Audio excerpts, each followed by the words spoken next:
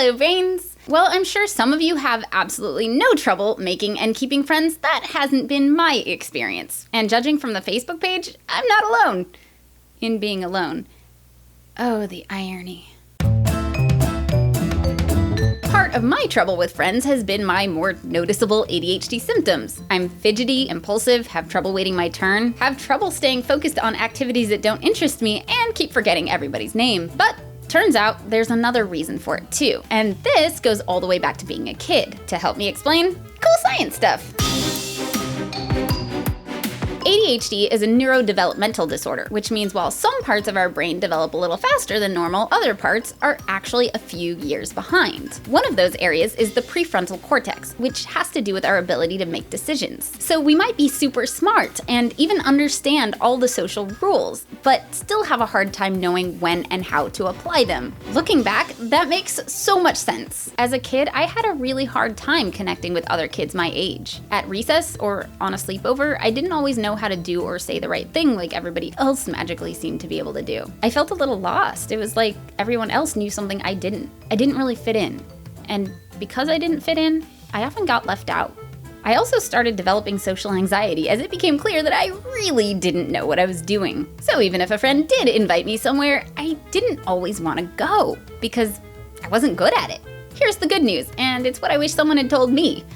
You can get good at it. Just like video games, nobody is born knowing how to play the social game. It's something you learn. And just like video games, if you throw yourself into a level you're not ready for, it's gonna be confusing and frustrating and not all that fun. You might even think you're not good at the game. But if you play it one level at a time, like games were meant to be played, you get better and better, and more importantly, you have fun along the way. But yes, Jessica, how do you get good at a game you don't have that many opportunities to play, are anxious about playing, and aren't really sure how to play in the first place? It's way easier than you think. Let's learn how to play the social game.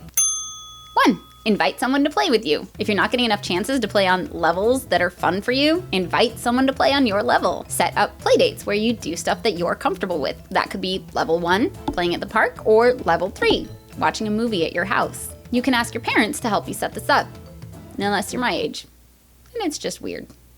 Hi, this is Jessica's mom. I was just wondering if Susan would like to go with Jessica to the club on Friday night. The club. I assume it's some sort of club. Would you like me to pick her up? The point is, even if you are anxious, look for opportunities to play. The more you practice, the better you'll get at the game. And the better you are at the game, the more comfortable you'll be on the next level. There's a link to a great podcast on playdates in the description below.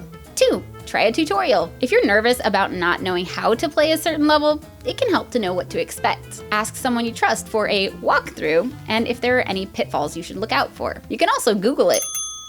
3. Get hints and tips from other players while you play. The people you're playing with can help you improve your game. Ask for feedback. Tell them to let you know, nicely, if you're talking too much or not sharing enough. Sometimes you won't have to ask. Sometimes they'll tell you. Don't get mad. Thank them for helping you be a better friend. 4. Play with the best. Instead of feeling bad that you're not as good at the game as the other players, recognize that you can learn strategies from them that'll make you a better player. On this same note, try to avoid players who win by cheating, making themselves seem cool by doing stuff they shouldn't be doing, or putting others down. If they need to do that to win, they're probably not that great a player.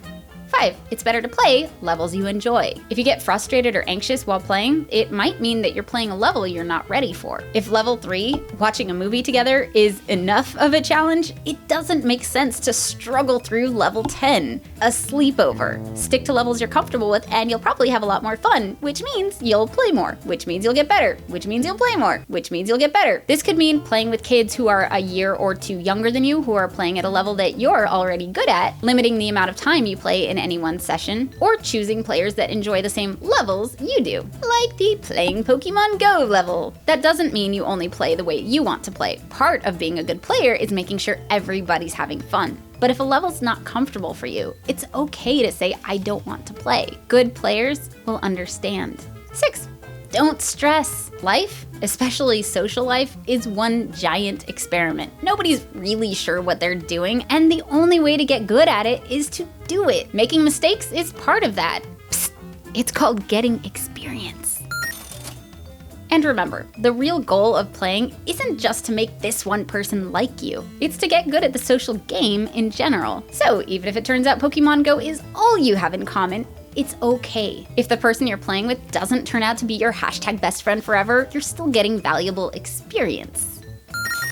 And friends aren't like Pokemon. You don't gotta catch them all. A few good ones are all you really need. Of course, it can be hard to keep the friends you do make if you rage quit all the time. Next week, we'll talk about how to deal with anger and frustration in a way that doesn't mess up your friendships. That's it for this week. Share your favorite levels that you like to play in the comments below. Mine right now are the playing tennis with friends level and the reading and responding to comments on YouTube level. Oh, and remember, I answer a question at the end of the video every week, so post your questions below or on Facebook or Twitter and subscribe so you'll see if I answer yours. See you next week. Bye, brains! Question time. Hey, have you thought about doing Patreon? Are you gonna create a Patreon? When are you gonna make a Patreon? Oh my god, seriously, make a Patreon! Look! Patreon! It's our Patreon page! If you like what I do and want me to do more, I could really use the support. I set some goals for the channel, and if we hit them, we can start making even more videos. And in the meantime, you can sign up for some pretty cool perks, including being on the Brain board and helping us decide on future episodes. Click the Help Us Make More Videos button for more.